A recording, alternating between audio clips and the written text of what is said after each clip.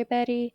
In this portion of the school's annual review of expectations, we'll be going over the section 8, which is our SHARS expectations.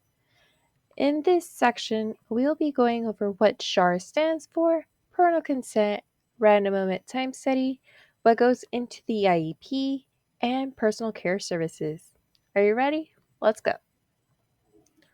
What is SHARS? SHARS stands for School Health and Related Services.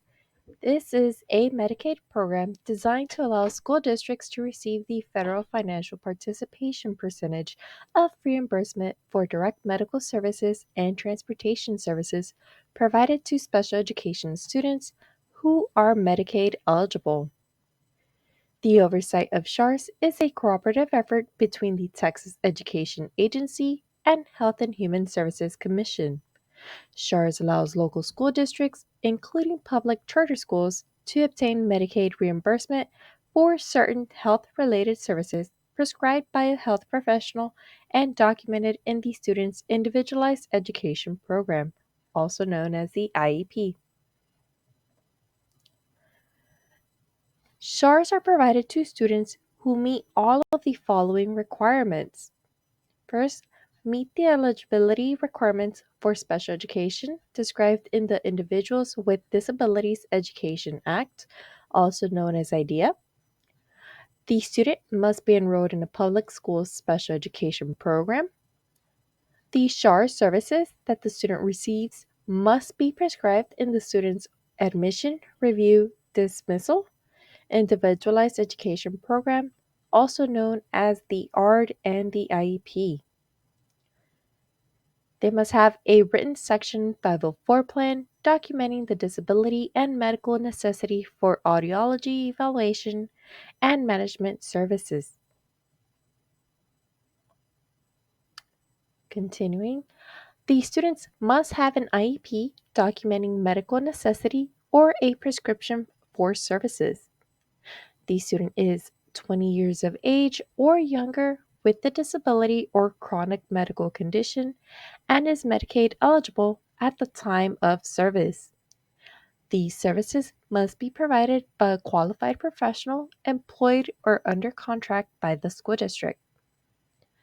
Pursuant to Medicaid compliance, SHARS providers or clinicians must keep their appropriate licensure and or certification current in order to provide direct clinical services. Do not submit SHARS billing for any time that your licensure and or credentials are lapsed or in a grace period status.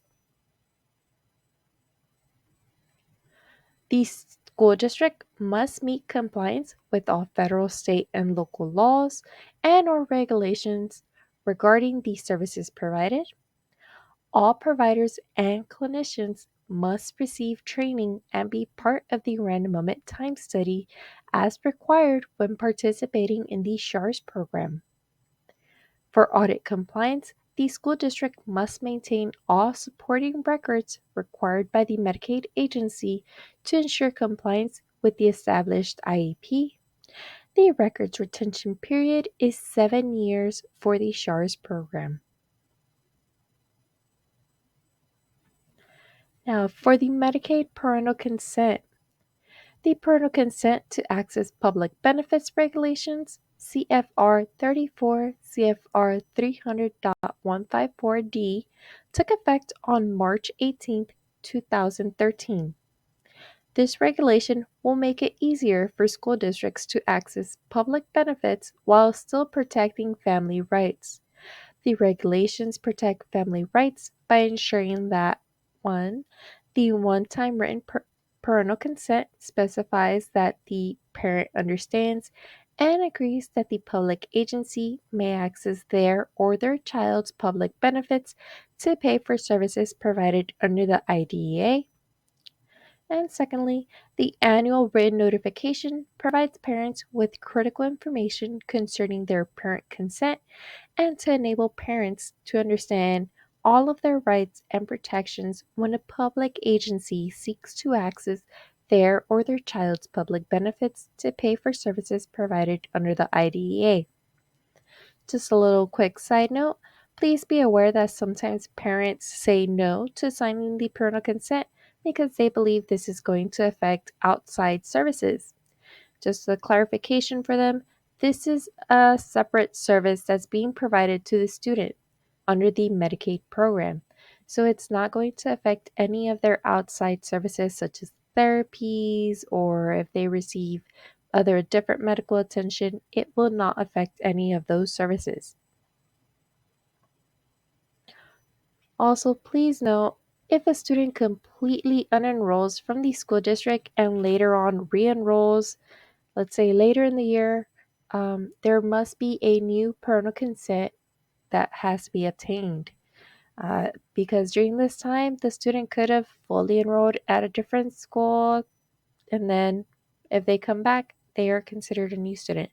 So, for example, if a student starts the school year at your campus but then unenrolls and moves to a different district, but then comes back, let's say about 2 months later, we would need a new parental consent due to the fact that the student was enrolled elsewhere during that time. We would need to treat the student as a new student and obtain a new parental consent. So pretty much anytime the student completely leaves the school district and let's say comes back a few weeks later or maybe even the following semester, we would need to treat them as a brand new student and get a brand new parental consent. And once again, this will not be affecting any of their outside services. This is an additional service that's provided to the student in the school setting. RMTS. What is the random moment time study? The random moment time study is a random sampling technique that determines what portion of the selected participant's time is spent performing Medicaid reimbursable and non Medicaid activities. A time study moment represents 1 minute of time that is randomly selected from all available moments within the time study period. The time study period tends to be the school year, so any time within the school year you can be selected, excluding holidays. If a participant is sampled for a moment, their only responsibility is to document what they were doing at that precise minute by answering 3 questions. We will get to the questions momentarily. All sampled moments must be responded to within 5 business days. You will be notified ahead of time. So, again, this is important. You get 5 business days to answer your moment. But again, you have to make sure you know what you were doing at that moment. So, the contact method, if you are selected, approximately 3 days before your moment, you will receive an email from a company called Fairbanks LLC. This email is important, so please do not delete it. This email will contain your login information, website you will go to, and the time date of your moment. So we have an example screenshot of what that email would look like below. Again, it will have your information, the time and date of your random moment time study, the website that you will be going to, which is www.fairbanksllc.com, and then it will have your unique username and password listed below.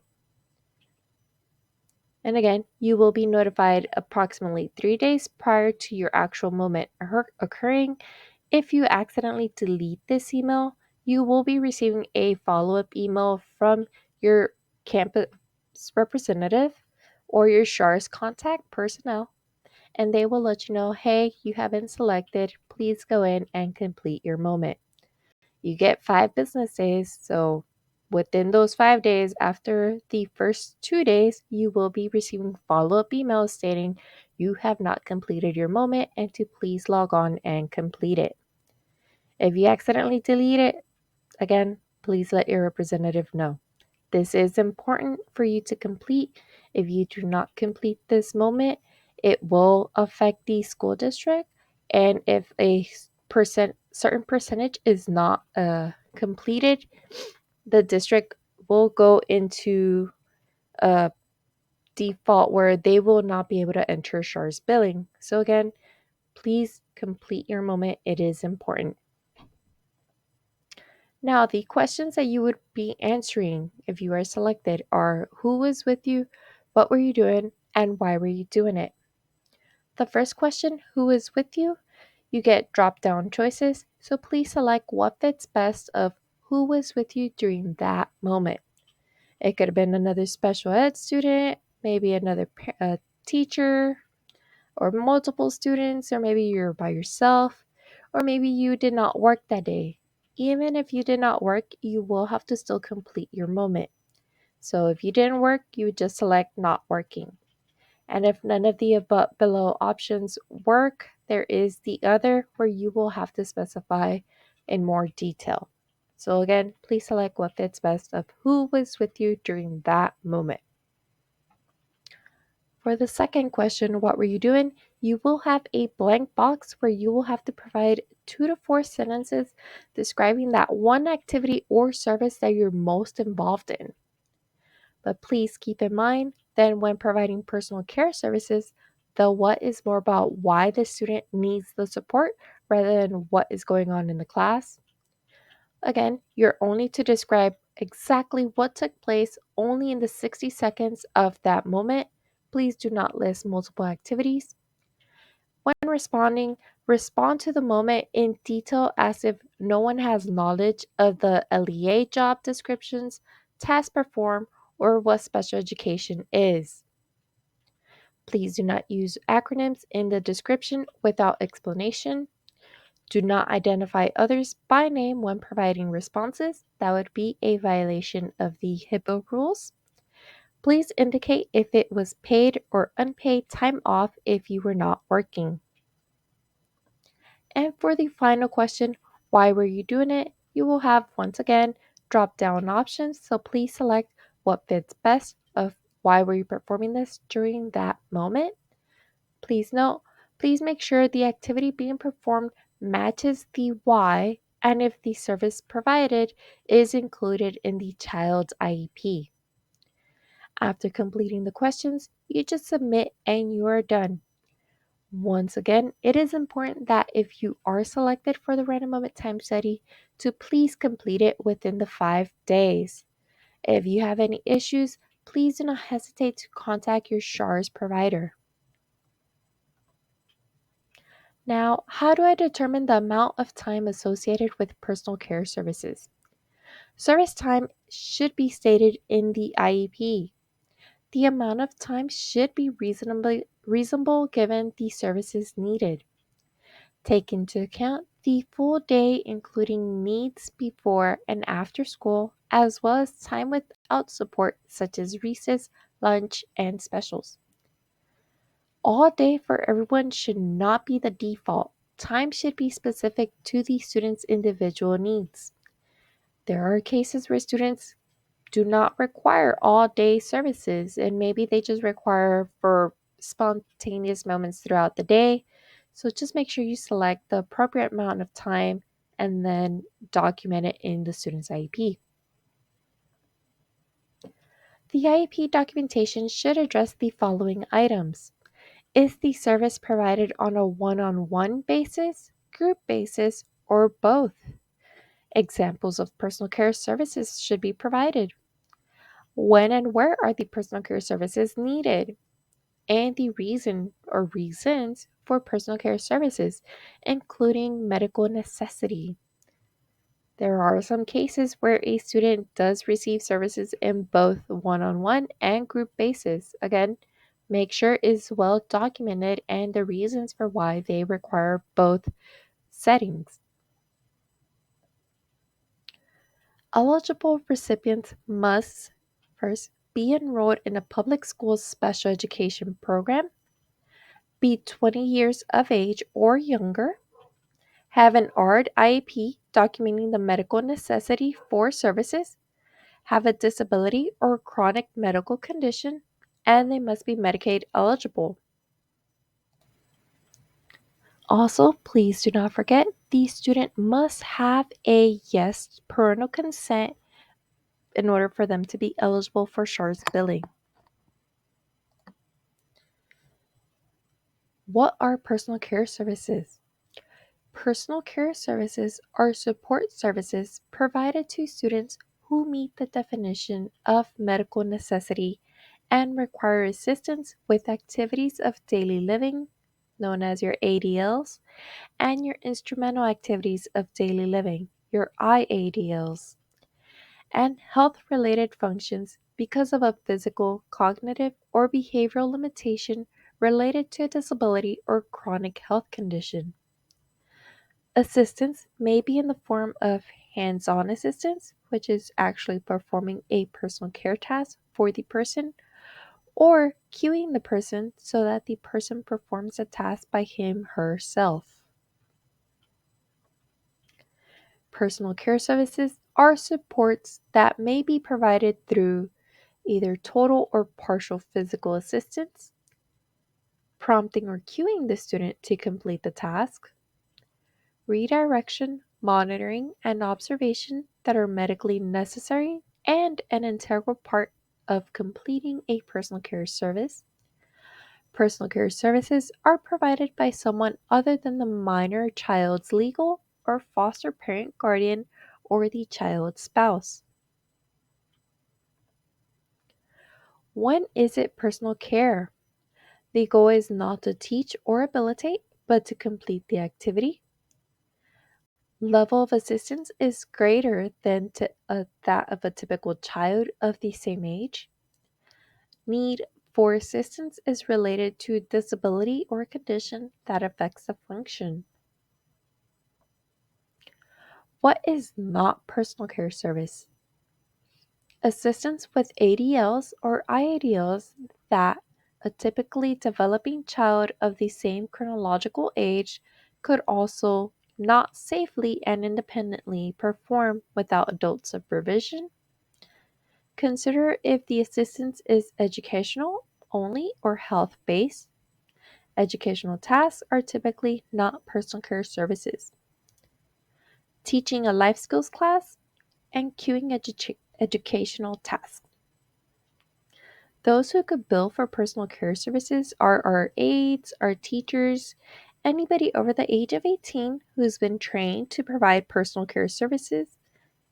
Parents are not allowed to bill for SHARS services. Now, where to enter SHARS? We utilize the myeshars.com as our billing and visit log system.